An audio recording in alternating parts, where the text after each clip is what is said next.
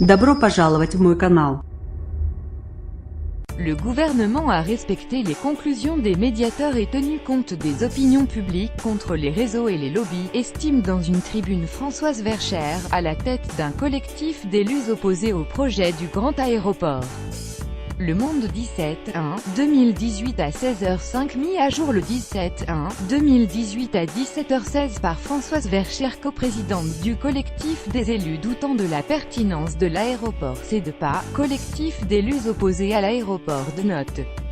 tribune. Nous ressentons d'abord un immense soulagement.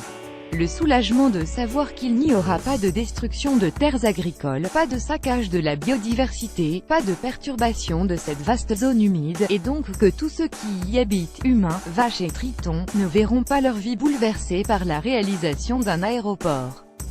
Le soulagement aussi de constater que le rapport des médiateurs a confirmé la véracité de tous les arguments que nous avions développés jusqu'ici en vain, permettant ainsi au gouvernement de prendre la seule décision qui était raisonnable et que nous attendions depuis si longtemps, l'abandon d'un projet inutile, coûteux et destructeur.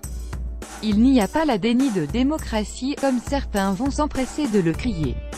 Le déni de démocratie ne réside pas dans la non-prise en compte d'une consultation finale biaisée et malhonnête, mais bien dans les dysfonctionnements des procédures de débat public, dans le mépris des compétences et des avis des citoyens ou des scientifiques pendant les enquêtes, dans les petits et grands mensonges répétés à l'envi, la saturation prétendue de l'actuel aéroport, la menace imaginaire sur le lac de Grandlieu, le prétendu peu d'intérêt du site de Notre-Dame-des-Landes NDDL, le fantasme des créations de lignes aériennes. Le temps des élus omnipotents est révolu si les habitants de Loire-Atlantique qui ont voté oui en 2016 ont l'impression de ne pas être respectés parce que le projet est abandonné, qu'ils n'oublient pas qu'ils ont d'abord été trompés pendant des années.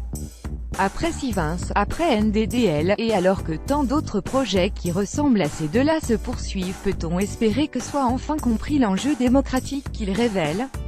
Le temps des élus omnipotents, seuls décideurs et jamais comptables de leurs décisions, est révolu. Celui des réseaux et des lobbies doit l'être aussi, car les citoyens ont des compétences qui leur permettent